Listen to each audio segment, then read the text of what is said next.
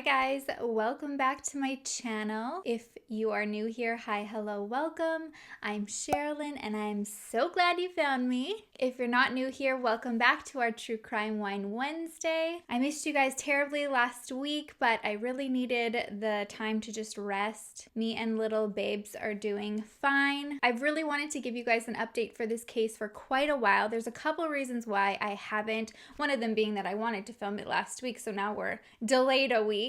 But before we get started, I just wanted to make a little announcement. On my last Saturday video, quite a few of you guys noticed a sweater that I was wearing and already guessed that merch was on the way and very close to being here, so it has officially arrived, you guys. So I would like to take the time to thank today's sponsor, which would be you guys, for supporting me and buying some merch, helping keep this channel alive. I mean, even if you guys can't buy anything right now, I totally understand the times that we are in right now. Even just like your shares and letting people know about the channel, it helps and it means so much to me. But for those of you who are ready, the website is live. I'm going to have a link for it in the description for you. And I'm so freaking excited. We've got a couple different designs for you guys. So the hoodie that you guys saw me wearing on Saturday is probably one of my favorites. I've been living in it. And it's this, what the is wrong with people? So we've got this in hoodies, crew neck, and t-shirts. Personally, I like the black and white look of it, but I also did make options for anybody who likes like pop of color in their clothes too, so those will also be on the website for you. The other design that we have is this hoodie here, and it's got like a little True Crime Fab Wine logo right here on the front, and then on the back, it's got my big old face on the back. Just a tip out there, if anybody is looking for like designs for their merch, or just if you have a company out there and you want someone to do like a personal design for you, check out Fiverr. Like, it is so amazing. I found like such amazingly talented artists out there to help me out with this stuff. I mean, it really wasn't that expensive. Like, I'm like, you guys need to charge more. You guys are fabulous. So I think every one of these was designed by somebody different that I just saw like a different vibe for, that could hopefully appeal to like everybody's style a little bit. So this also comes in the hoodies, the crew neck, and t-shirt. I'm wearing the crew neck version of it. It's a little different because it's right on the top here. We got a little bump update for you. And then the third style we have is this one. I like it because it's like a little bit more masculine too. I mean, in my demographic, it's mostly females that tune in, but I do have some amazing male subscribers and I love and appreciate you. So I wanted you guys to feel included too. And this one I love because it's kind of inspired by you guys also. This was a quote that many of you guys said in the Black Dahlia video, and I loved it. You guys said it's never a mannequin, and oh, it killed me, and I'm like, it's true. It never is. So we've got that one for you guys also. And then again, this comes on hoodies, crew necks, t-shirts in different colors. We have some different styles in the works being added too, so there's even more variety for you guys. Also, I've ordered a really large bulk order of just some different fabric. It's more of like a vintage feel. It is going to be a little bit more expensive for a couple reasons. One being, it's just like a bougier material. I'm a sweater snob, so I spend a lot of money on my hoodies, and I like that like vintage kind of like weathered feel, so I found a company that can do that. But the fabric costs a little bit more, so those will be a little bit more. Plus, they actually are going to be printed locally here in Edmonton, and then I am going to personally ship them out to you, so those will also have some personal goodies in there for you as a thank you from me, maybe a little note of sorts to thank you guys. So those are on their way here right now. They're not ready yet, but if that like vintage feel isn't your thing, totally okay. This is all ready to go now. Please make sure to tag me in your photos on Instagram, and also use the hashtag SherrilynDale because it's easier for me to find. Sometimes those tags, they can get like lost in my notifications and eventually I don't see them anymore. So if you use the hashtag SherrilynDale, I'll be able to kind of go back and see them and share them. And I can't wait to see you guys in it. I hope you guys love them so much. Okay, it's time to get started. As you know from the thumbnail, we're going to be talking today about the solved case of the unidentified hiker that we knew as mostly harmless. And I want to thank everybody who did reach out and let me know that it had been solved. I appreciate you guys so much. But like I said, there was a couple reasons why I didn't say anything or announce anything at that time. So there's a few groups that I've been a part of on Facebook who have been following the case very closely, and I've also been in contact with somebody close to the Othram company who has been solving this through genealogy DNA. And earlier on in December, they had announced that they were getting closer to identifying who this was. They were able to find routes to Louisiana for mostly harmless, so they believed that he had family out there. So they were working on trying to find family members out there to see if they could narrow it down. And in the meantime, one of mostly harmless's old roommates had noticed one of the postings talking about the case, and he recognized him instantly. He reached out to the creator of that page and let them know that he knew who this person was, and then he was put in contact with the sheriff's department at Collier County. Things from there, when people who were involved in that group saw that he had commented saying he knew who this was, it just picked up like wildfire. It just took like a really aggressive turn. People started bombarding this guy with messages. Through there, they were able to contact family members, and this was before the point of anybody even contacting family to talk about possibly having some of their DNA to use to test against what they had in the database. So it just turned into a disaster, and Collier County Sheriff's Department had actually released a statement asking everybody to just chill out, not say anything, and just let them do their job and reach out to the family personally. And then once they actually had like a clear yes or no answer, if this was in fact who they believed it was, then we could talk about it from there. At this point, there were still a lot of people running some of these groups that needed to like get the story out first. I personally just couldn't bring myself to do that. I've been working on it behind the scenes, just collecting what I can for you so that when we finally get the go ahead, I can get the case out here for you guys. So I do apologize if you were waiting for something sooner and that you had known that he had already been identified, but this was my reasoning behind just waiting. I wanted to wait and respect the family being notified first and just getting that okay from the Collier County Sheriff's Department. They were the ones responsible with contacting the family and stuff, and I just felt like it was the right thing to do. So thank you guys so much for reaching out and letting me know, and for being patient with me on waiting for me to do this update. So now I can officially say that as of 2 weeks ago, Collier County has officially identified mostly harmless after 2.5 years, and we now know that he was an individual named Vance Rodriguez. Vance was 44 years old. He was born in 1976 in Baton Rouge, Louisiana. And it's really been surreal to get to this point because there have been thousands of people that have been involved in these groups behind the scenes working so hard to try and figure out who he is and what his story is. And you get this, I guess, own version of who you want this person to be in your head. And what we're learning now is he definitely struggled with a lot of obstacles in his life. His story sounds like he suffered with a lot of sadness, a lot of struggles, and it's difficult to kind of learn about these things, especially because you see this like bright, shiny, happy face on all of those photos on the trail. So for us, kind of like on the outside looking in, you get the sense that he was really happy and content in life, and I do believe that he was at that point, but leading up to there, that wasn't the case in his personal life. If you haven't watched the first video on Mostly Harmless, I highly suggest you check it out just to learn about how everything unfolded, how he was found, the whole process of him going through the trails and trying to piece like these clues together. This will make a lot more sense to you if you watch that first. I'll put a link to it in the description as well for you. And even though in that video there's a lot of questions, this video isn't going to technically give a lot of answers. There still are a lot of things that we don't really know. He definitely was a very private person. So it makes things difficult to try to get like a full picture. We don't know too much about his family. We do know that he had an older brother and a twin sister. And those who knew him said there was a deep resentment that he had towards his father. He wouldn't go into grave description about it, but he would say that his father had hurt him and he was very angry towards him.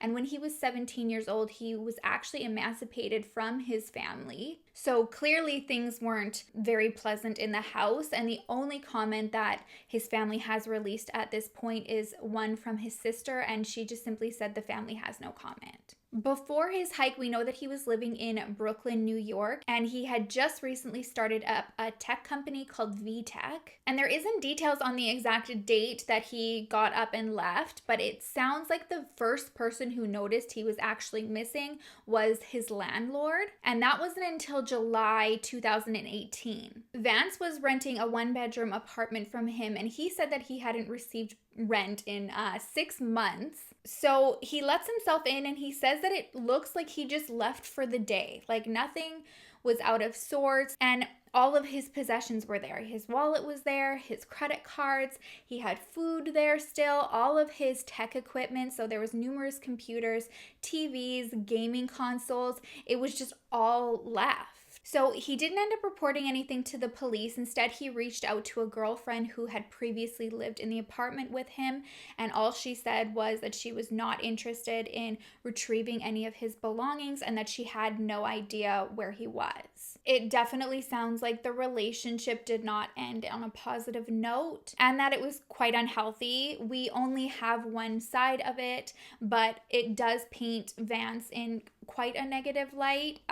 The relationship was described as very unhealthy, emotionally abusive, and that he was really hard to live with. I've seen quite a few people go pretty hard for the landlord, and when I thought about it, at first I was like, yeah, like why wouldn't he report him missing? But like this situation isn't that uncommon. There are a lot of people who just like do a midnight dash and the landlord's not gonna worry about like their well-being.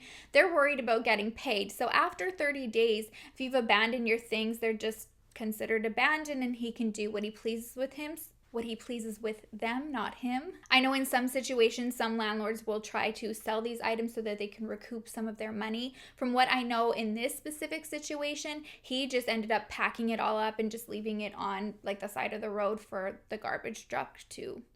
Why can't I talk right now? I mean, I was personally surprised that he waited 6 months before going in that place. And like I said, we don't know specifically when he left, but kind of judging by the timeline, it seems like he had had reports of him being seen around that time in December in Alabama by that point. And the, abandonment of the apartment, that is another thing that just leads to more questions that we'll never really know, because in my eyes, I mean, there didn't seem to be any intention of him coming back. And for him to leave these, expensive possessions of his, especially since he had just like started up his own tech business, like these are things that he needs to get this business running successfully.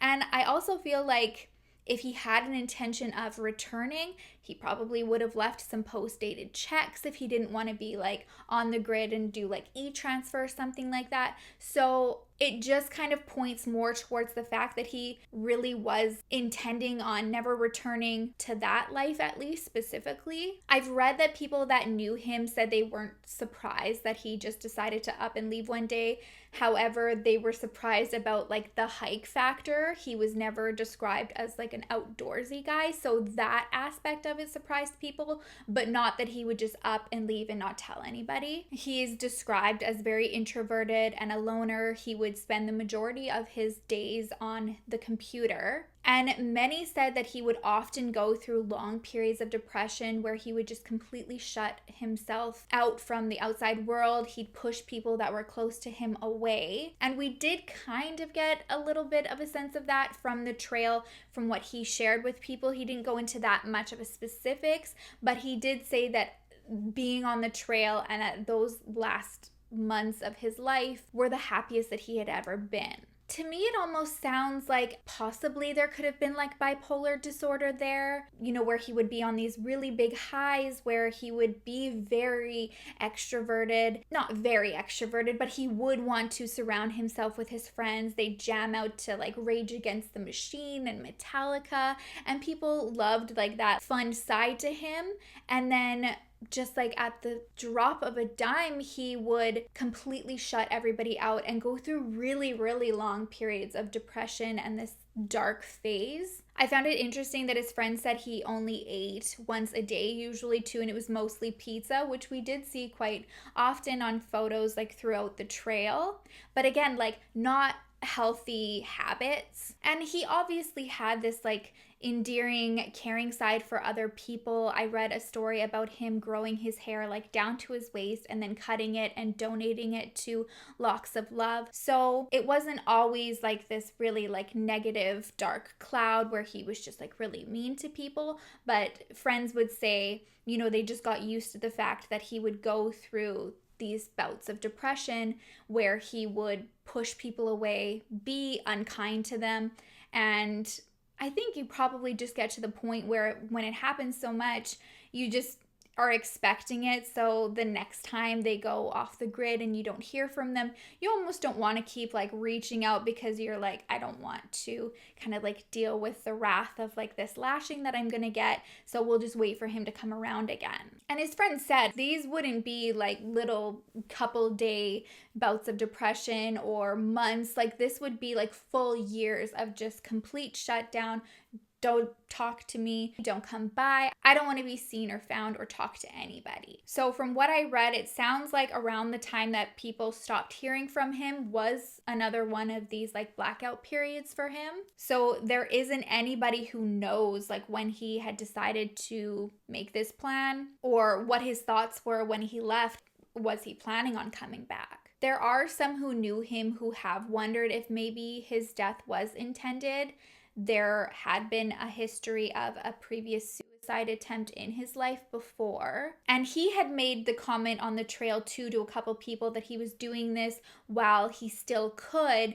And that originally was taken as possibly he knew of a terminal illness that was going to take his life very soon and he wasn't going to be able to do this. But now maybe those words mean he knew his time was limited for other reasons. There was a lot of speculation about the scar that was on his stomach, and when his former roommate reached out, the same guy who had identified him, he was able to finally shed some light on this. He said that was the result of a previous suicide attempt. It was from a self-inflicted gunshot wound. He said the only specifics that he knew was that Vance said in his teens he woke up one day and he had just had enough of life.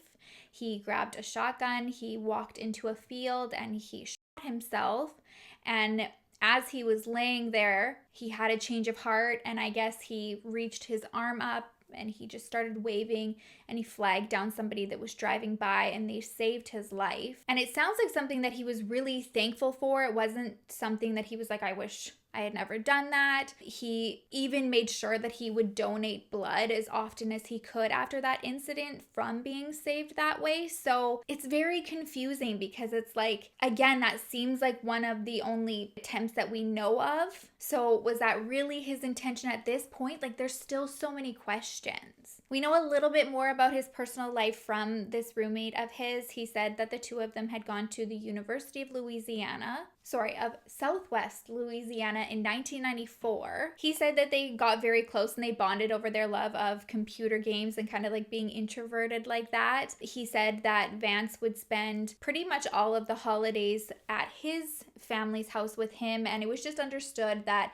Vance never wanted to talk about his family at all. So it was never like, oh, do you want to go to your family's? Like he just expected him to always be hanging out with his. And the only thing that I've read that shines a little bit of light on that is that he said to his roommate one time that a lot of his resentment and anger had sprung from his family sending him to an institution after that suicide attempt. So before we knew who Vance Rodriguez was, the only piece of identification that we really had was from this notebook that he had in his tent.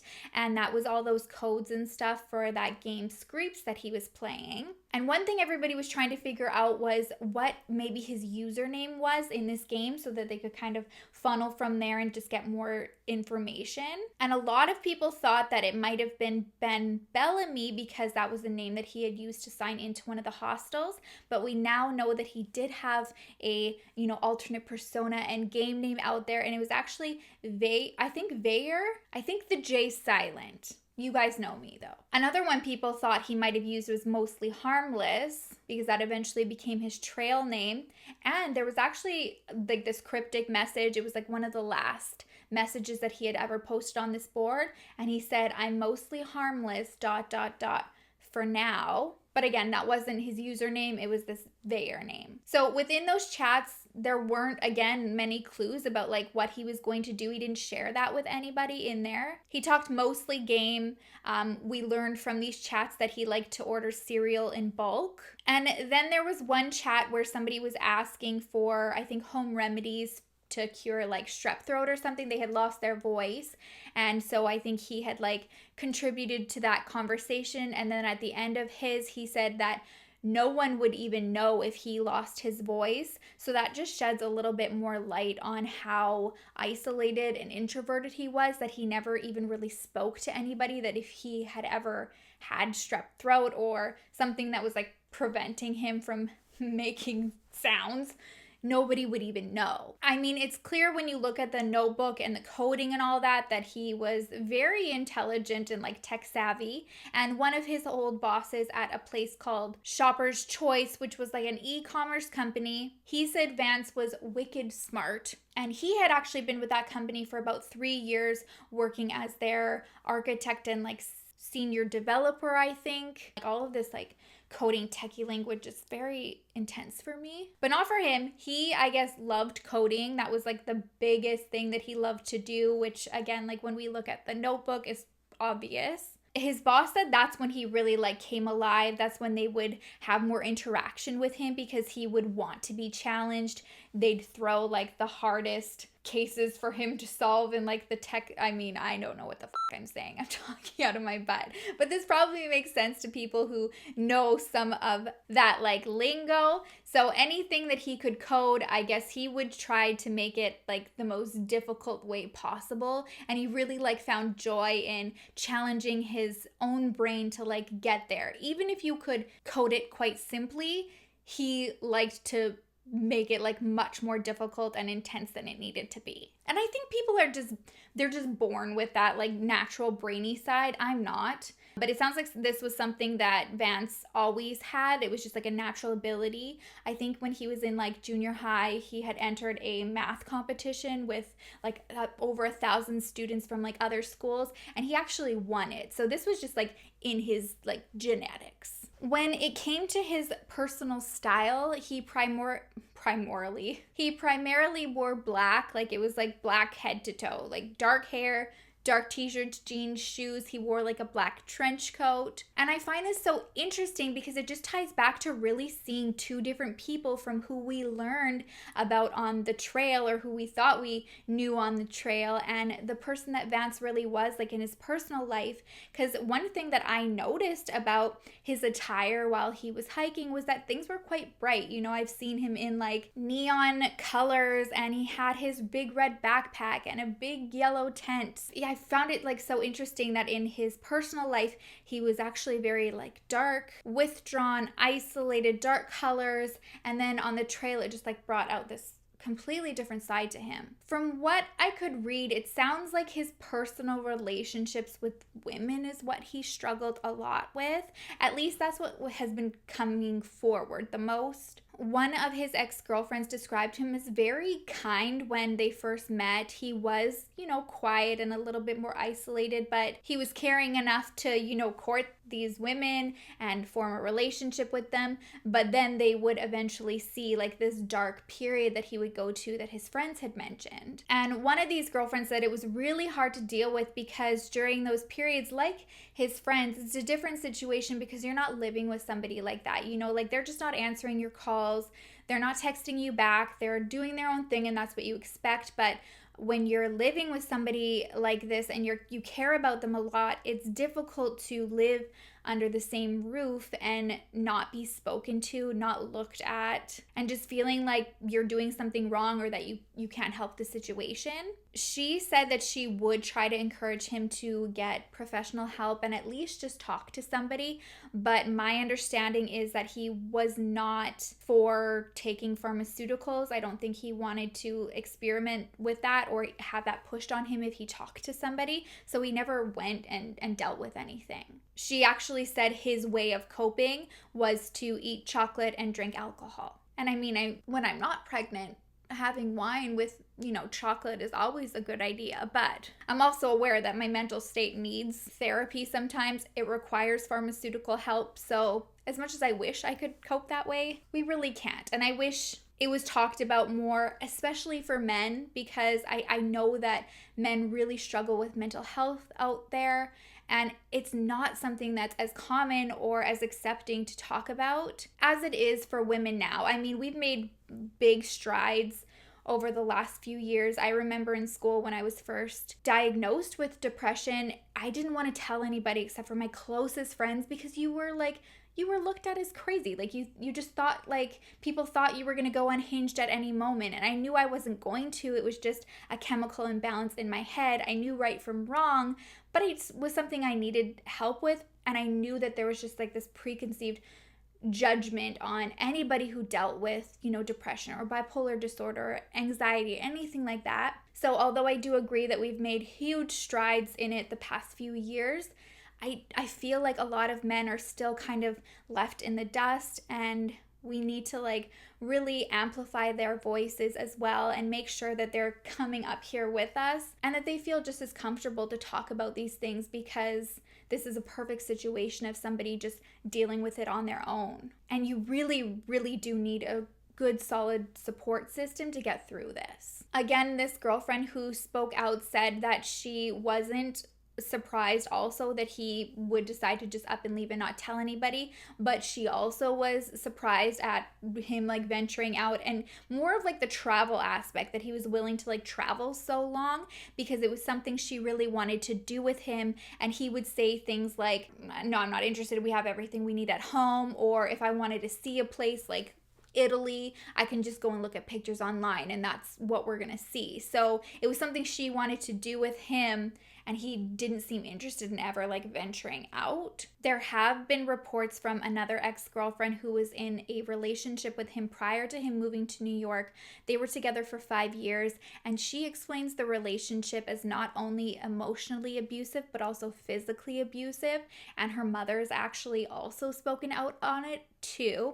Again, like, we're only getting one side of the story, but I'm not somebody who's going to ever discount somebody's story and their truth. And the one girlfriend who has spoken out said that she was aware of that past, so it sounds like something he had wanted to speak about and admit to her. She did say, although she should have looked at it as a red flag and in hindsight like not stayed as long in the relationship, she didn't experience physical abuse, but she did experience emotional abuse. She said that was usually when he was in like these dark periods, and several times he had actually even locked her out of the apartment when they were arguing, and one of those times she was actually undressed. So when she finally realized that she needed to get out of the situation, it sounds like their friends were very supportive of this. It was the right move for her to do, but they did worry about him committing suicide, and it sounds like this was around the time that he decided to take this hike. But again, like, we don't know what the mentality was. Was he setting out on this hike to get to like his final destination and ended at that point, like we really don't know because he didn't tell anybody. I get the impression that a lot of the people that have spoken about him that knew him personally and desperately wanted that connection with him and for him not to go to those deeper, darker places because they were able to catch glimpses of, this really fun individual, are pretty hurt and confused when they see pictures of him on the trail. Many of them say like when they see him, it's like hard, they can easily recognize that it's him, but it's almost unrecognizable because they've never seen him have this like zest for life and this brightness in his eyes and these smiles that like we all saw and like grew to love. And his one ex-girlfriend said it hurt her in the sense that it was something that she knew was there. It was a side of him that she could see in him, but he never showed it to the people who actually knew and loved him. And it was these strangers that he met along the way that got like that best side of him.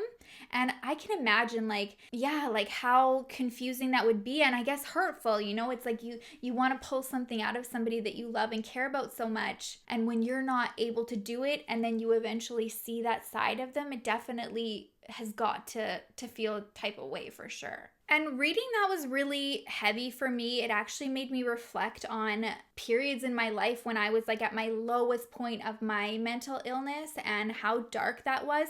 And it was the people who were closest to me and who loved me the most that got like the brunt and the worst side of me during those days. Not days, actually, years. So often I would nurture and be kind and show this like loving, affectionate side of myself to people I thought cared about me and unhealthy relationships. But as I've like grown and progressed in, my journey of accepting my mental hellness, it has been hell sometimes. My mental illness and just properly caring for myself, I'm able to realize now that that was self-sabotage. So much of that was that I didn't want to nurture the healthy relationships and be loving and caring to my family who were like begging for me to like come out of this and see this better side of life for me, and like that what I was doing was so damaging because I didn't want to love myself the way that they loved me, right? So I didn't have the mental capacity to know that at that time, but I do now. So it makes me so sad because I can relate to what he was probably going through, and he just didn't even know it at that point. And then I feel for these people that cared about him so much because I see that side in like my family and my really close friends who were just rooting for me to like get out of this darkness and just be who they wanted and could see in me, and I couldn't get. And I feel like, maybe at the end of his life and like on the trail, that's why we see this like different side, because it was all kind of starting to fall in place for him. And that's why, again, I wish we could have more answers and know a little bit more.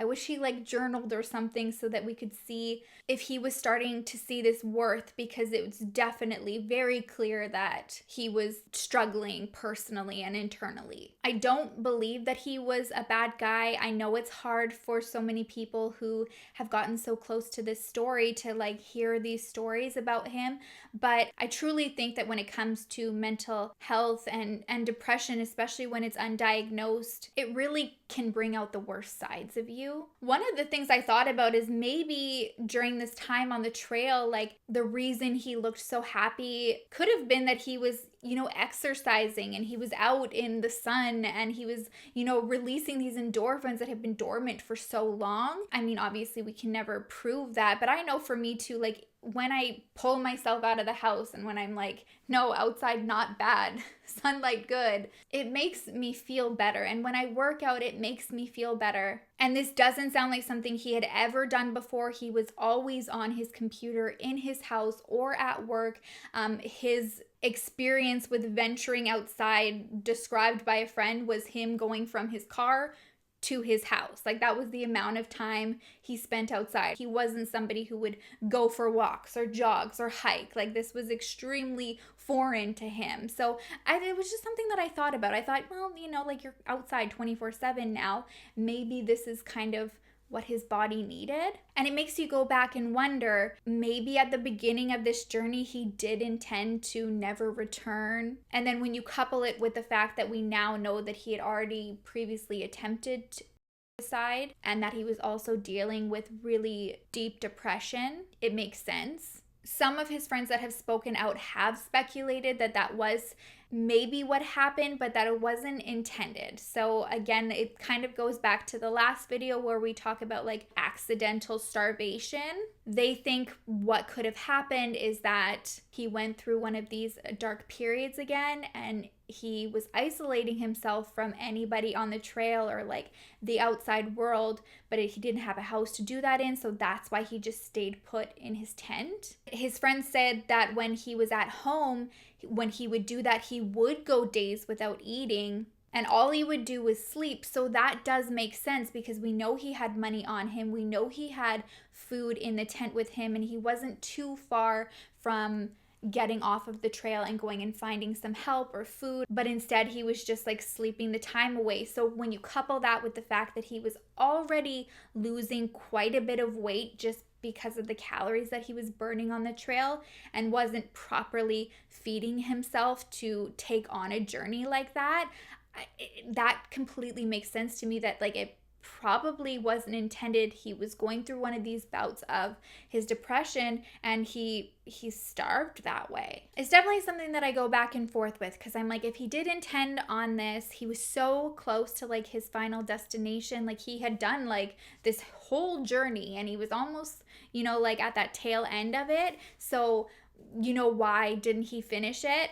And then when you think about like being hit with this bout of depression, it makes sense that you don't have control over that. You're like shut everything out. You don't care at that point, but we still don't have answers of was it intended? Like, was he like, okay, I'm done at this point. I don't care anymore. Or was it, I'm just shutting myself out right now. I don't have the energy or time to do this. I don't want to talk to anybody. I just want to sleep. And then I'm going to carry on when I feel like it. So I don't know.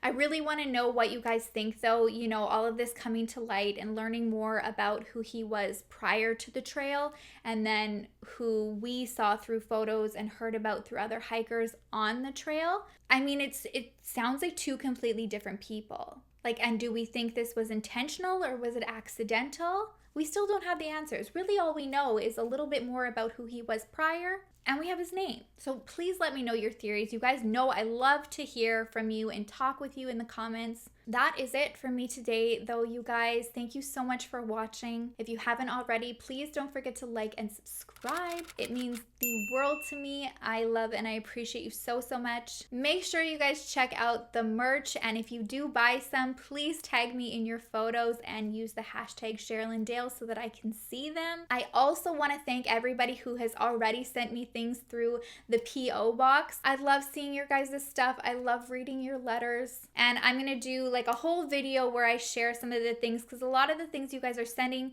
me are side hustles that you guys do. So I really want to support that and bring some attention to your guys' business, and hopefully somebody will see something that they really want from there. So as I build up a little collection, I will be sharing that with all of you guys soon. All right, I'll see you in the next video. I will miss you terribly. Until then, make sure to love each other and love yourself, and I will see you soon.